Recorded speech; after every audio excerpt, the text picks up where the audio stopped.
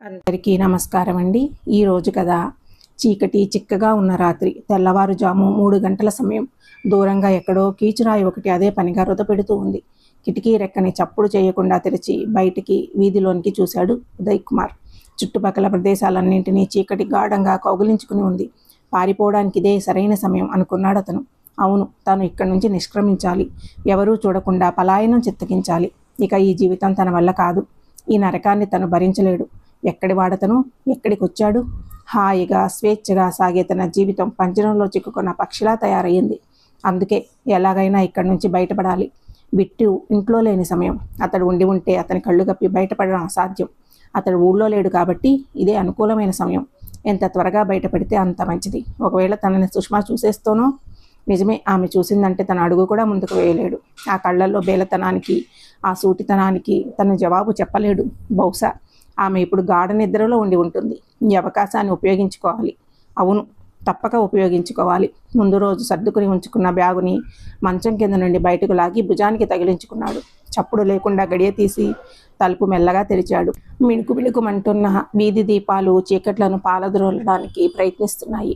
వీధి అంతా నిర్మానుష్యంగా ఉంది. కుక్క ఒకటి మొర పైకెత్తి బిగ్గరగా ఏడుస్తున్నట్లు అరుస్తుంది. భారమైన హృదయంతో ఓసారి ఇంటివైపు చూశాడు. ఇక ఈ ఇంటికి తనకి రుణం తీరిపోయింది. రుణం అనగానే అతనికి లోపల ఎక్కడో కలుక్కుమంది. వాళ్ళ స్వచ్ఛమైన ఆప్యాయత, ఆదరణకి 3 నెలలుగా కొసరి తినిపించిన తన తిండికి ఈ విధంగా పారిపోయి మరీ తను రుణం తీర్చుకుంటున్నాడన్నమాట. తను కృతజ్ఞుడు. ఏం చేస్తాడు పాపం. కొన్ని పరిస్థితులు అంతే మరి. అడుగు ముందుకు వేసి తలుపు దగ్గరగా చేరదీసి వీధిలో నడవడం ప్రారంభించాడు ఉదయ్ కుమార్. మనసంతా దిగులుగా ఉంది. తను చేస్తున్నది తప్పు అని అంతరాత్మ పదే పదే హెచ్చరిక చేస్తూనే ఉంది. అయినా తప్పదు. వీధి చివరి వరకు నడిచిన ఉదయ్ కుమార్ చివరిసారిగా ఒక్కసారి తనివి తీరా ఇంటిని చూద్దామనిపించి వెనక్కి తిరిగాడు. అంతే. ఓ కెరటం వచ్చి ఫెడేల్మని ముఖాన్ని తాకినట్టు నిరుత్తరుడయ్యాడు. అక్కడ సుష్మా శిలా ప్రతిమలా నిల్చుని ఉంది. వెనుకగా వస్తూ ఇప్పటిదాకా తనను అనుసరిస్తూనే ఉందన్నమాట. ఉదయ్ కుమార్కి నోటమాట రాక మ్రాన్పడిపోయాడు. తను చేసిన తప్పిదము ఆమెకు తెలిసిపోయిందనే అపరాధ భావంతో కాసేపు స్తబ్దుగా న్యూన్యతగా నిల్చుండిపోయాడు. సుష్మా పెదవి విప్పి ఒక్క మాట కూడా అనలేదు. నువ్వు ఇలాంటి ఘనకార్యం ఏదో చేస్తావని నాకు ముందరే తెలుసు అన్నట్టుగా తీక్షణంగా కోపంగా చూస్తోంది ఆమె. అతడి భుజానుకున్న బ్యాగును విసురుగా లాక్కుని వెనక్కి తిరిగింది. బ్యాగుతో సహా ఇంటివైపు వడివడిగా నడవసాగింది. ఇక చేసేదేమీ లేక అతను కూడా ఆమెను అనుసరించసాగాడు. సుష్మా, ప్లీజ్ ఈ సంగతి ఇంట్లో ఎవరికీ చెప్పకు. ముఖ్యంగా మీ నాన్నకి. అతడికి తెలిస్తే ఇంకేమైనా ఉందా? Please Sushma, please. మంద్ర స్వరంతో బతిమలాడుతూ ప్రాధేయపడసాగాడు. ఆమె వినిపించుకోవడం లేదు. వేగంగా అడుగులు వేస్తూ ఇల్లు చేరింది. అతడి గదిలోనికి బ్యాగును గిరాటు వేసి అతన్ని కూడా బలవంతంగా లోపలికి నెట్టేసి తలుపు వేసి బయట గొళ్ళెం పెట్టింది. ఉదయ్ కుమార్ లైట్ కూడా వేసుకోకుండా ఆ చీకటి గదిలో నిస్సహాయంగా మంచం మీదకి వాలిపోయాడు. చాచా, అనుకున్నది ఒకటి, జరిగింది మరొకటి. ఈ సుష్మా అర్ధరాత్రి కూడా నిద్రపోదా ఏమిటి? నిశాచరిలా గుడ్లు వేసుకుని చూస్తూ ఉంటుందో ఏమో. అనవసరంగా ఆమెకి దొరికిపోయాడు. లేకపోతే ఈ పాటికి స్వేచ్ఛా ప్రపంచంలోకి వెళ్ళిపోయి హాయిగా ఉండేవాడు తను. ఇందుకు కారణమైన 3 నెలల కిందటి నాటి సంగతి గుర్తుకు రాసాగింది. ఆ జ్ఞాపకాలని నెమరు వేసుకోసాగాడు ఉదయ్ కుమార్. భిక్షుపతి గారు డ్రైవింగ్ చేస్తున్నారు కారుని. మనసంతా అల్లకల్లోలంగా ఉంది. అసహనంగా ఉన్నాడతను. ఈ దేశంలో పుట్టడమే తను చేసుకున్న పాపమా? మరో గడ్డ మీద అయితే ప్రతిభకి ప్రోత్సాహం ఉంటుంది. ఇక్కడ అలా కాదు. ప్రతిభ వేయబడుతుంది. స్కూలు, కాలేజీ, యూనివర్సిటీలో చదువుకునేటప్పుడు తను స్పోర్ట్స్లో బాగా రాణించేవాడు. అందరూ తనని స్పోర్ట్స్ మ్యాన్ అంటూ పిలిచేవారు. వెయిట్ లిఫ్టింగ్లో స్టేట్ ఛాంపియన్షిప్ గెలుచుకున్నాడు. ఆ టైంలోనే అతనికి కుస్తీ పోటీ వైపు ఆసక్తి కలిగింది. వెంటనే ఆ రంగం వైపు అడుగులు వేశాడు. అందులో కూడా బాగా రాణించాడు అతను. జిల్లా నుండి రాష్ట్ర స్థాయికి, అక్కడి నుంచి నేషనల్ గేమ్స్ వైపు పయనించసాగాడు. ఒలింపిక్స్లో పాల్గొని దేశానికి బంగారు పతకం తేవాలన్నది అతని చిరకాల వాంఛ. కానీ దురదృష్టం వెంటాడింది. తన ఎదుగుదల ఒక స్పోర్ట్స్ ఆఫీసర్కి కంటగింపోయింది. అప్పటి నుండి తనపై అణచివేత ప్రారంభమైంది. తన కెరీర్లో అనేక అడ్డంకులు అతడు కలగజేస్తూ ఉండేవాడు. వాటిని ఛేదిస్తూ, దాటుకుంటూ, అధిగమిస్తూ గమ్యం వైపు తను చేసే ప్రయాణం కష్టతరమయ్యేది. అయినా సరే నిరంతర సాధనతో తన ప్రయాణాన్ని కొనసాగిస్తూనే ఉండేవాడు భిక్షుపతి. ఆ తరుణంలోనే నేషనల్కి ఎంపికయ్యాడు. ఇది ఒక శుభ పరిమాణం. అక్కడి నుంచి కామన్వెల్త్కి, ఆ తర్వాత ఆసియా గేమ్స్, ఆ తర్వాత ఒలింపిక్స్కి వరుసగా బంగారు పతకాలు తేవాలని కలలు కనేవాడు. కానీ అవి కళ్ళలుగా మిగిలిపోయాయి. తన శత్రువైన ఆ స్పోర్ట్స్ అధికారి చెడు బుద్ధితో తన ఫుడ్లో డ్రగ్స్ కల్పించాడు. అది గ్రహించలేకపోయాడు తను. మాదక ద్రవ్యాలు స్వీకరించినట్లుగా డోపింగ్ టెస్టులో నిరూపించి తనకిష్టమైన రెజ్లింగ్ నుండే కాదు, క్రీడారంగం నుండే సస్పెండ్ చేయబడి తనను అడ్డు తొలగించుకున్నాడు ఆ అధికారి. దేశవ్యాప్తంగా ఈ వార్త సంచలనాన్ని సృష్టించింది. విలవిలలాడిపోయాడు భిక్షపతి. తన పరువు ప్రతిష్ట దిగజారినందుకు కాదు, తన ఆశలు అడియాసలు అయినందుకు కూడా కాదు, తనకెంతో ఇష్టమైన కుస్తీ నుండి తప్పుకుంటున్నందుకు కాదు బలవంతంగా తప్పించబడినందుకు అతడు బేల అయ్యాడు. ఒంటరిగా కూర్చుని వలవలా ఏడ్చేవాడు. మెంటల్ డిప్రెషన్లోకి వెళ్ళిపోయాడు. దాదాపు 2 నెలల దాకా ఆ స్థితి నుండి బయటపడలేకపోయాడు అతను. మనిషి కాస్త కోలుకొని వ్యవహారికంగా తిరుగులాడుతున్న అతని కళ్ళ ముందర కాంస్య, రజత, బంగారు పథకాలు నిరంతరం కదలాడుతూనే ఉండేవి. వాటిపై మమకారం మనసు లోపల మొక్కవా పోలేదు అతనికి. ఎలాగైనా ఎప్పటికైనా సాధించి తీరాలి, తన హయంలో ఒక్క బంగారు పథకమైనా తేవాలి అన్న తపన అతని మనసులో ప్రగాఢంగా పెరుగుతూనే ఉంది. కానీ అందుకు తగ్గ పరిస్థితులే వాస్తవంలో లేకుండా పోయాయి. కారు డ్రైవింగ్ చేస్తున్న భిక్షపతికి పెట్రోల్ బంక్ కనిపించడంతో అటువైపు పోనించాడు. అతి సామాన్యమైన చిన్న సంఘటనలే, అద్భుతాలే జీవితాన్ని ప్రభావితం చేస్తూ ఉంటాయి. అంతేకాదు, జీవితంలో అతి ముఖ్య సంఘటనలాగా మిగిలిపోతూ ఉంటాయి. కారుకి కావలసినంత ఫ్యూయల్ నింపుకుని డబ్బు చెల్లించాడు ఆయన. డ్రైవింగ్ సీట్లో కూర్చుని స్టార్ట్ చేయబోతున్న వాడల్లా ఎదురుగా కనిపిస్తున్న దృశ్యాన్ని చూస్తూ ఉండిపోయాడు. మామూలుగా చూస్తే అక్కడ అంతగా విశేషమేమీ లేదు. బంకులో పనిచేస్తున్న కుర్రాళ్ళు ఖాళీ సమయం అవడంతో పరాచికలు ఆడుకుంటున్నారు. ఒకరిని ఒకరు వెంబడిస్తూ అక్కడక్కడే పరుగులు తీస్తూ ఒకరిని ఒకరు పట్టుకోవాలని ఆరాటపడుతున్నారు. భిక్షపతి చూపు అప్పుడు పడింది ఆ యువకుడి వైపు. దృఢంగా బలిష్టంగా ఉన్నాడు. 18 సంవత్సరాల వయసు ఉంటుంది. కనిపించిన ప్రతి రాయిలోనూ శిల్పాన్ని దర్శించినట్లు ఆ యువకుడిలో రెజ్లను ఊహించుకుంటూ చూస్తున్నాడు భిక్షపతి. అప్పుడు జరిగిందా సంఘటన. నా యువకుడు పరిగెత్తుకు వెళ్ళి తన సహచరుని అందుకున్నాడు. అంతేకాదు, వాడిని పట్టుకుని అమాంతంగా గాల్లోకి లేపేశాడు. భిక్షపతి ఆనందానికి అవధులు లేవు. అతడికన్నా కాస్తో కూస్తో ఎక్కువ బరువు నా వ్యక్తిని ఆ యువకుడు అవలీలగా వెగరకు ఎత్తివేయడం భిక్షపతికి ఎక్కువ ఆనందానికి గురి చేసింది. వివేకానందుడు శిష్యుడిగా దొరికినప్పుడు రామకృష్ణుల వారు ఎంత ఆనందం చెందారో భిక్షపతి కూడా అంతే ఆనందానికి లోనయ్యాడు. తనకి కావాల్సిన వ్యక్తి దొరికాడు. వీడికి తర్ఫీదు ఇస్తే మంచి లెజరర్ అవుతాడు, అందులో సందేహం లేదు. తన కోరికను వీడి ద్వారా తీర్చుకోవచ్చు. రకరకాల ఊహలు, రకరకాల ఆశలు భిక్షపతిలో కదలాడుతున్నాయి. కానీ అందుకు పరిస్థితులు అనుకూలించాలి కదా, అతడు సమ్మతించాలి కదా, ఊరుని కుటుంబాన్ని వదిలి రావాలి కదా, అందుకు అతని కుటుంబ సభ్యులు కూడా అంగీకరించాలి కదా. తన పిచ్చి కాకపోతేనూ ఇవన్నీ జరిగే పనులేనా? సందేహాలతో సతమతమయ్యాడు. వస్తాడు, తను ప్రయత్నిస్తే తప్పక తనతో వస్తాడు. వీడే తన శిష్యుడు, వీడే తన ఆశ, వీడే తన ఆశయం, వీడే తన బలం. వెనుక నుండి అదే పనిగా హారన్ వినిపించడంతో ఇహలోకంలోకి వచ్చాడు భిక్షపతి. సార్, కారుని ముందుకు పోనివ్వండి, వెనుక బండ్లు ఆగిపోయాయి, బంకు కుర్రాడు చెప్పడంతో భిక్షపతి కారుని తీసి పక్కగా పార్కింగ్ చేశాడు. కారు దిగి ఆ యువకుడి వైపు నడక సాగించాడు. ఏం కావాలండి అడిగాడు ఆ యువకుడు. నువ్వే కావాలి, నీ గురించే వచ్చాను. నీ పేరు? ఆర్తిగా అడిగాడు. ఉదయ్ కుమార్ ఆశ్చర్యపోతూ చెప్పాడు ఆ అబ్బాయి. ఇక్కడ నీకెంత శాలరీ ఇస్తారో అంతకు రెట్టింపు ఇస్తాను, నాతో వస్తావా? రూపాయలు ఇస్తామంటున్నారు. ఎందుకు రాను? నేను ఎక్కడికి రావాలి? ఏం చేయాలి? అవన్నీ చెబుతాను. ముందర మీ కుటుంబ సభ్యుల్ని కలుద్దాం పదా. నాకెవరూ లేరండి, ఒక్క మేనమామ తప్ప. అలాగా, పోనీ ఆయన్నే కలుద్దాం. కారులో మిగతా విషయాలు మాట్లాడుకుందాం. ఉండండి, మా బ్యాంక్ మేనేజర్ గారికి ఈ రోజుతో కాదు ఈ క్షణంతో ఈ డ్యూటీ మానేస్తున్నానని చెప్పేసి వస్తాను, నవ్వాడు భిక్షపతి. ఉదయ్ కుమార్ కూడా నవ్వు కలుపుతూ అటువైపు కదిలాడు. నిన్ను కుస్తీ యోధుడిని చేయడం నా ధ్యేయం. దానికి నువ్వు శారీరకంగానూ మానసికంగానూ సిద్ధం కాగలవా?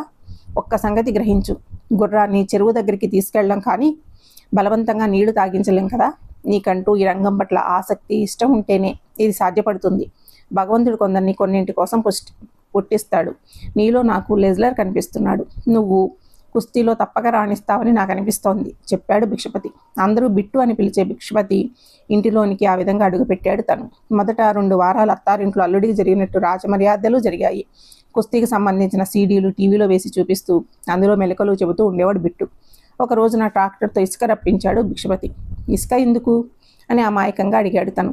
ప్రతిరోజు ఉదయాన్నే ఆ వైపు ఇసుక పోగుని ఈ వైపుకి, ఆ మరుసటి రోజు ఈ వైపు ఉన్న ఇసుకను ఆ వైపుకు వేయిస్తూ పోగు పెట్టించేవాడు. ఉదయ్ కుమార్కి ఒళ్ళంతా చెమటతో తడిచి ముద్దయ్యేది, నడుం పట్టేసేది. లేచి రిలాక్స్ అవుదామంటే బిట్టు ఒప్పుకునేవాడు కాదు. కూలీతో పని చేయించే యజమానిలాగా త్వరగా అంటూ తొందర చేస్తూ కేకలు పెడుతూ ఉండేవాడు. ఆ విధంగా చేయడం వల్ల నడుముకి బలం పెరుగుతుందని చెప్పేవాడు. ఓ రోజున తనని ఎవరి దగ్గరకో తీసుకువెళ్ళాడు బిట్టు.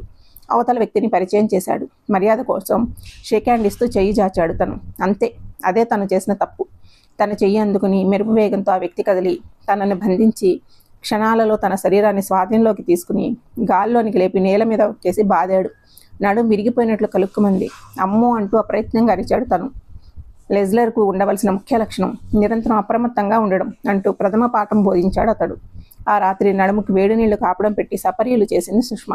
తనకి తిండి కూడా అలాగే పెట్టేవాడు బిట్టు. అరడజన ఉడికించిన కోడిగుడ్లను తినమనేవాడు. తను తినలేక అవస్థలు పడుతుంటే బెత్తం పట్టుకున్న మాస్టర్లా చెంతనే ఉండి తినమనేవాడు.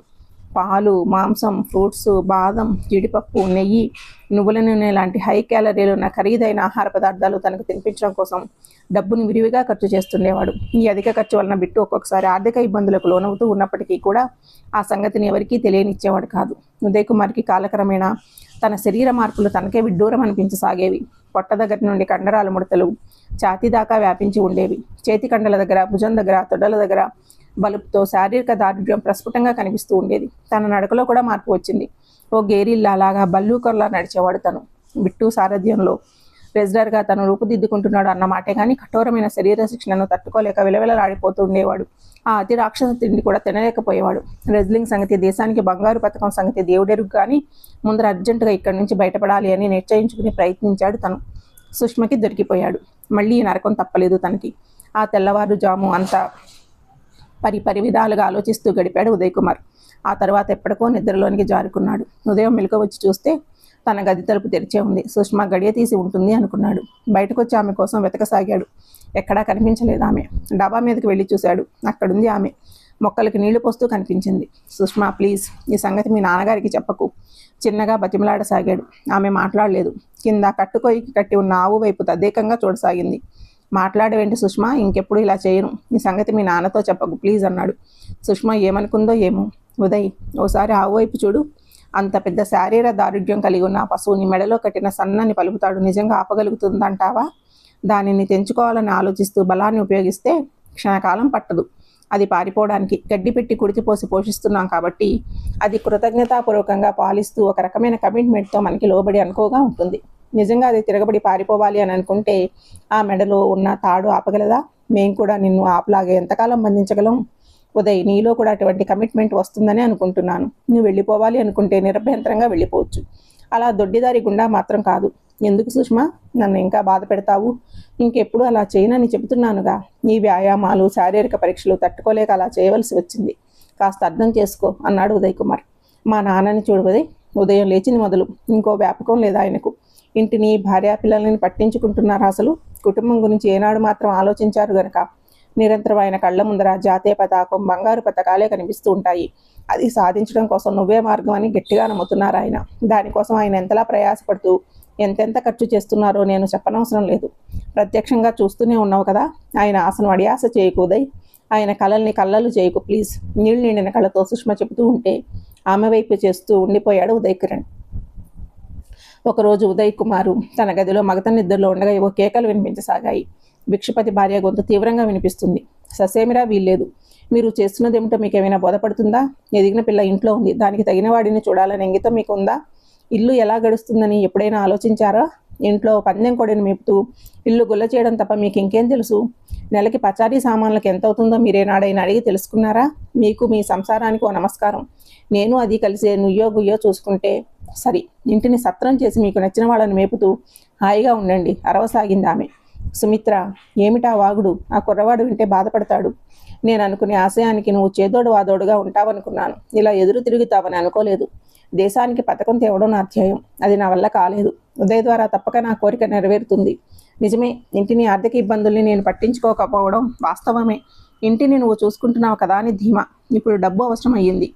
అందుకే ఇల్లు తాకట్టు పెడదామనుకుంటున్నాను. నువ్వు అంతెత్తు లేస్తావనుకోలేదు. ఏముంది, మళ్ళీ ఇట్టే విడిపించేసుకుంటాం సర్ది చెప్పసాగాడు భిక్షపతి. అదే ఎలా విడిపిస్తారని అడుగుతున్నాను. ఆదాయం వచ్చే అవకాశం ఏముంది మనకి? తెల్లారి లేచింది మొదలు అన్నీ ఖర్చులే. మనకి ఉన్న ఆస్తి కూడా మొత్తం ఈ కొంప ఒకటే.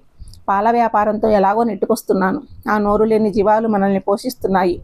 మీ వల్ల కానిది బంక్లో పనిచేసే కుర్రాడి వల్ల అవుతుందా? సస్పెండ్ అయిన దగ్గర నుంచి మీ ద్వారా ఒక్క రూపాయి అయినా ఇంటికి వస్తోందా?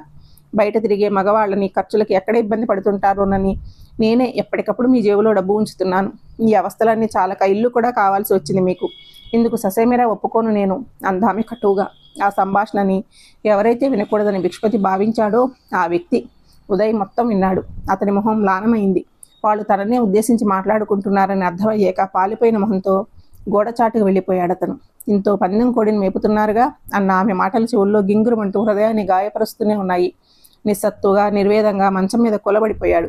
మరుసటి రోజు ఉదయం ఆమె నెత్తినోరు మొత్తుకున్నా సరే వినకుండా కాబూలి వాళ్ళ దగ్గర ఇంటిని తనఖా పెట్టి డబ్బు తీసుకున్నాడు భిక్షపతి.